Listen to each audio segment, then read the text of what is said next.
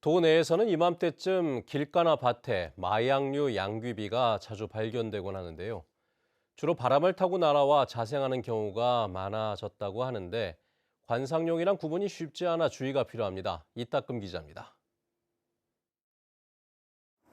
길가 풀숲 사이에서 눈에 띄는 분홍색 꽃들, 보라색 반점이 있고 털이 나 있는 줄기에는 도토리 모양의 열매가 달렸습니다. 이른바 나도 양귀비로 불리는 파파베르 세티게룸 디씨. 제주와 남해안 일부 지역에 서식하는 마약류 양귀비의 한 종류입니다. 이곳은 동네 주민들이 산책로로도 이용하고 있어 누구든 쉽게 양귀비에 접근이 가능합니다. 마약류 양귀비를 신고한 사람도 평소 이곳을 다니던 마을 주민이었습니다. 누군가 만약에 이 정보를 알고 있는 사람이면 이걸 악용할 수가 있잖아요. 몰래 채취해 가서 재배도 할 수 있고 또 2차, 3차의 가공 같은지 그런 위험이 있기 때문에 제가 이 제보를 하게 됐습니다. 이번에 길가에서 발견된 나도 양귀비는 70그루. 분홍색인 나도 양귀비는 진한 주황색인 개양귀비와 꽃 색깔이 다르지만 줄기에 털이 있고 열매 크기도 비슷해 꽃이 피기 전까지는 알아보기 어렵습니다. 양귀비 열매에서 나온 즙은 아편이나 헤로인의 재료가 되는데 허가 없이 재배하거나 매매하다 적발되면 마약류 관리법에 따라 5년 이하의 징역이나 5천만 원 이하의 벌금에 처해질 수 있습니다. 해경은 발견된 양귀비를 모두 압수해 국과수에 마약 감정을 의뢰할 계획입니다. 이게 바람에 날려 자생한 것으로 보입니다. 그래서 이 특징을 가지고 있는 양귀비를 봤을 때는 저희 해경청에 신고를 해주시면 저희가 압수를 해서 폐기 처분을 하고 있습니다. 제주해경에 적발된 마약류 양귀비는 지난 2023년 982그루에서 지난해 2010그루로 2배 넘게 늘었습니다. 과거에는 진통에 효과가 있는 것으로 알려져 집에서 재배하는 경우가 있었지만 최근에는 야생에서 씨앗이 날아와 길가나 텃밭에 자생하거나 관상용 양귀비로 착각해 키우는 경우가 많아 도내 곳곳에서 발견되고 있습니다. 해경은 오는 7월까지 양귀비와 대마 밀경작에 대해 집중 단속을 벌입니다. MBC 뉴스 이따금입니다. 인구 감소의 영향으로 원화수가 10명이 채 되지 않는 작은 유치원이 늘고 있습니다. 그런데 아이들이 너무 적으면 사회성 발달이나 놀이에도 한계가 있다고 하는데요. 도내에서 이런 작은 유치원 여러 곳이 한 울타리에 모여 공동 교육을 받는 시범 사업이 시작됐다고 합니다. 장우리 기자입니다. 화창한 하늘 아래 노란 모자를 쓴 아이들이 비눗방울을 불고 있습니다. 재활용품을 이용한 놀이 시간인데 아이들이 입고 있는 옷이 조금씩 다릅니다. 원화수가 적은 유치원 3곳의 아이들이 중심 유치원에 함께 모여 수업을 받는 날이기 때문입니다.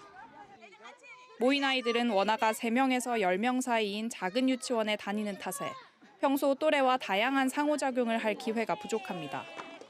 제주도교육청이 지난달부터 작은 유치원 아이들을 모아 한울타리 유치원 시범 사업을 시작한 이유입니다. 친구가 많이 있는 거. 줄다리기랑 훌라후프 하는 게 좋아요. 새로운 친구들이랑 엄마 아빠 놀이해서 재밌었어요. 읍면 지역의 공립유치원 원화수가 급격히 줄어든 것도 시범 사업 도입의 배경 중 하나입니다. 도심지를 제외한 도내 병설 유치원 총 55곳 중 원화가 10명 이하인 유치원은 30곳. 전체의 절반이 넘고 아이들이 1명도 없어 휴원 상태인 유치원도 2곳이나 됩니다. 저희 유치원 같은 경우는 또 3명이다 보니까 굉장히 팀게임이나 협동활동이나 이런 게 좀 어려운데 왔을 때 팀게임도 경험할 수 있고 다양한 또래 경험도 경험할 수 있어가지고 굉장히 좋은 기회가 된 것 같습니다. 소규모 유치원에 아이를 보내던 학부모 역시 이런 활동을 반깁니다. 아이들한테는 경험이 너무나 중요한데 학교가 하나 더 생기고 친구가 하나 더 생겼다고 생각해서 그런지 매일 좋아하고 만족도가 높아요. 늘 가고 싶어 하고요. 제주교육청은 소규모 공립유치원 아이들의 학습권을 위해 앞으로도 다양한 형태의 한울타리 유치원을 조성해 나갈 계획입니다. MBC 뉴스 장우리입니다.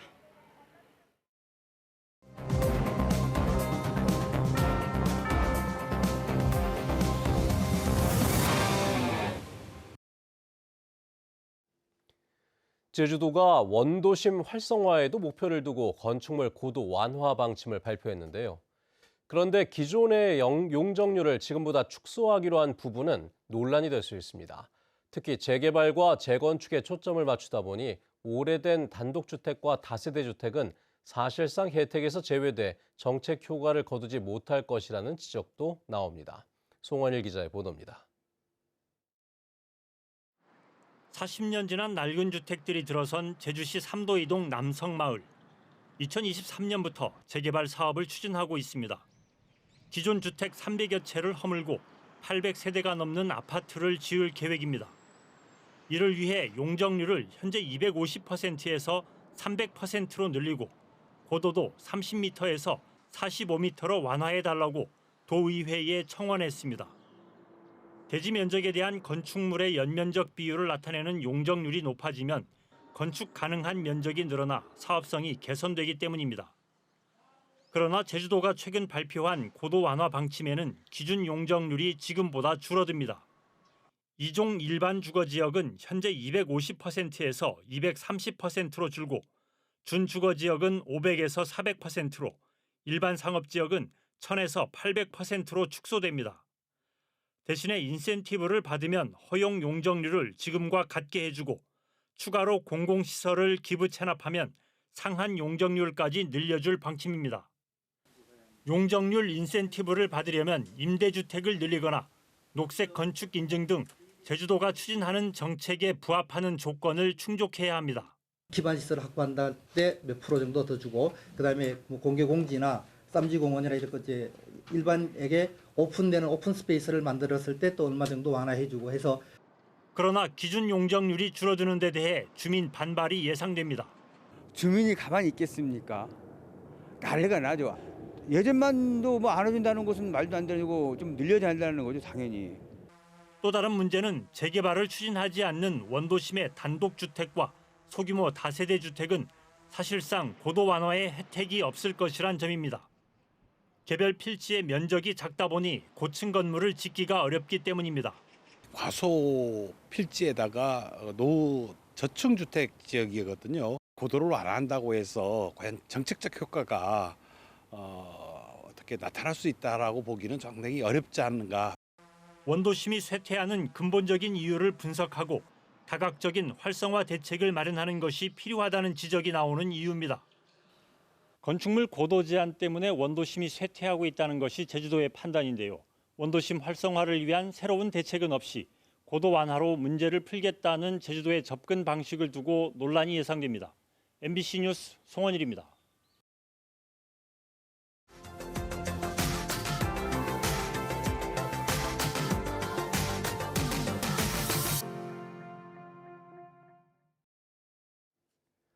전남의 모든 읍면동에는 소외된 취약계층을 돕고 있는 복지기동대가 활약하고 있다고 합니다.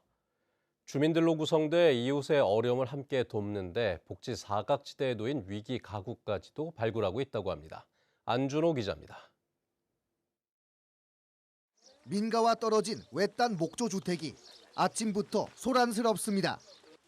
해진 방충망을 뜯어내고 마루부터 쌓인 생활 쓰레기들을 밖으로 나릅니다. 기초생활수급 대상자인 어르신이 홀로 사는 집을 찾아온 이들은 우리 동네 복지기동대, 마을 주민들로 구성된 민관협력 자원봉사 조직입니다. 너무 고맙다고 어떤 분은 전화 왔고 눈물을 흘리신 분도 있어요. 또 작년에 같은 경우는 장애인 두 분하고 할머니 계시는데 지붕이 새가지고 그걸 고쳐줬거든요. 어르신의 집에는 여름철 병해충 예방과 겨울철 보온을 위한 유리창과 방충망이 설치됐습니다.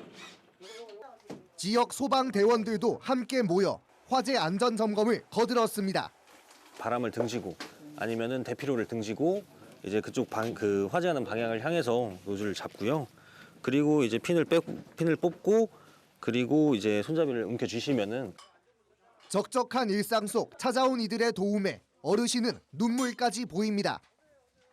그냥 너무 감사해서 눈물만 나오죠. 말할 수가 없죠. 그래서 이제 입맛이 없어도 식구가 있으면 자녀들이라도 있으면 얼른 일나서 내가 밥을 해 먹여야 되겠다 이러든지 할 텐데. 도내 22개 시군 297개의 모든 읍면동에 모두 4,700여 명의 대원으로 구성된 우리 동네 복지기동대. 생활 불편 개선을 지원하는 동시에 고립된 위기 가구까지 찾아내 복지 사각지대 해소에 기여하고 있습니다.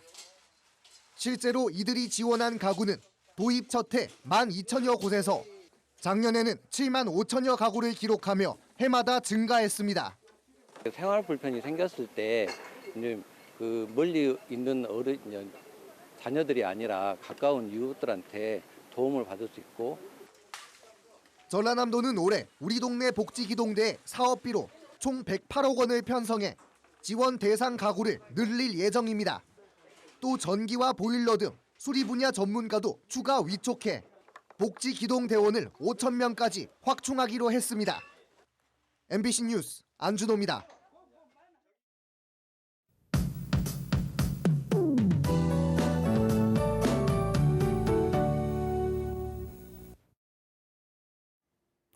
어버이날인 오늘도 활동하기 좋은 봄 날씨를 보이겠습니다. 맑은 날씨가 이어지면서 일교차는 크겠는데요. 아침, 저녁으로는 쌀쌀해서 옷차림에 유의하시기 바랍니다. 내일은 날씨가 급변하겠습니다. 중국에서 저기압이 다가오면서 전국에 비가 내리겠는데요. 제주도에는 강한 비바람이 예상됩니다. 비는 내일 새벽부터 내리겠고요. 북부 지역과 추자도를 제외한 대부분 지역에서 벼락을 동반한 시간당 30에서 50mm 이상의 매우 강한 비가 쏟아지겠습니다. 제주 산지에는 200mm 이상, 남부 지역과 중산간에는 150mm 이상의 많은 비가 내리겠는데요.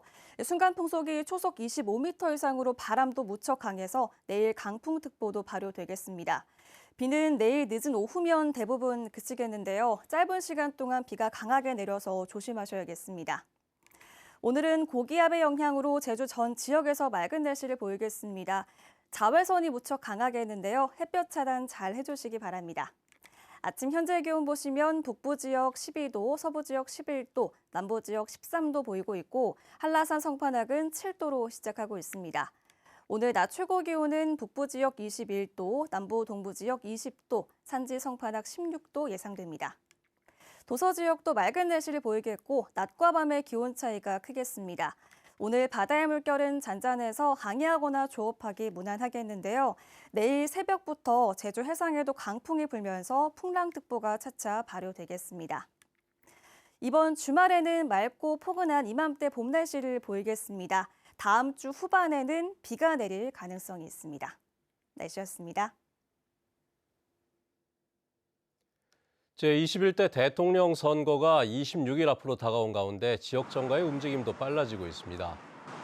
더불어민주당 제주도당은 대법원의 이재명 후보에 대한 파기환송 이후 입당 신청이 급증하고 있다며 10대부터 30대까지 청년 선대위 구성에 들어가는 등 조직 확대에 착수했다고 밝혔습니다. 아직 지역 선대위를 출범하지 않은 국민의힘 제주도당은 조직과 인선은 마무리됐지만 한덕수 후보와의 단일화 논의 등을 지켜보고 있는 것으로 전해졌습니다. 한편 정의당은 대선을 앞두고 당명을 민주노동당으로 바꾸고 대선 후보로 권영국 당대표를 확정했습니다. 제주공항의 바이오 신분 확인 게이트 시설이 부족하다는 MBC 보도와 관련해 한국공항공사가 향후 여객 증가 추이를 지속적으로 모니터링해 필요시 추가 운영도 검토하겠다고 밝혔습니다.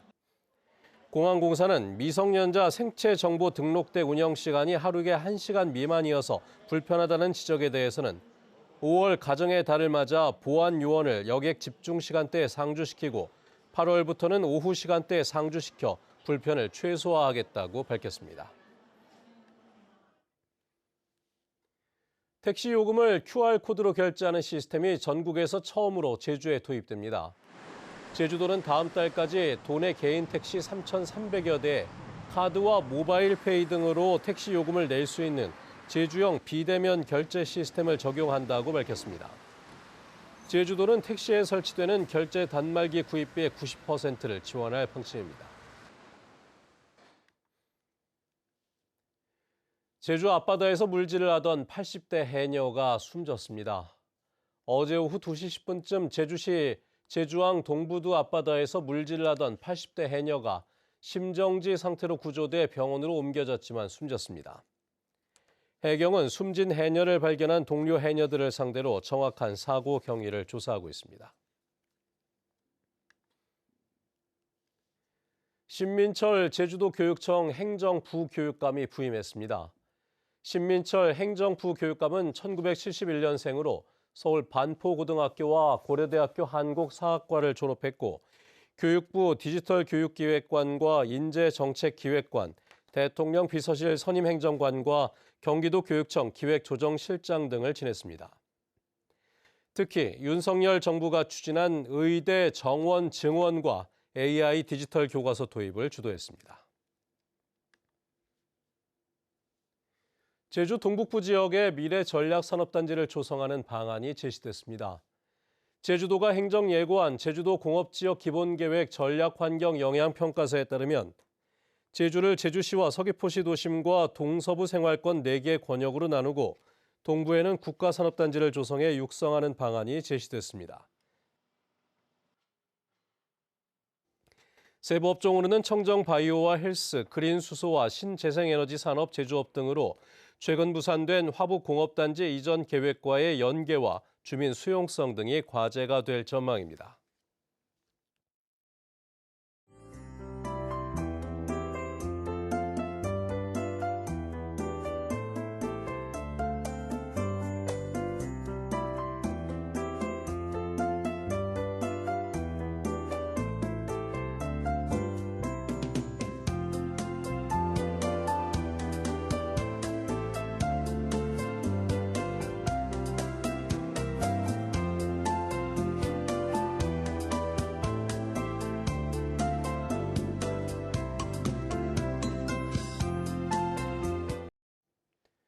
네, 뉴스투데이 제주를 마칩니다. 시청해주신 여러분 고맙습니다.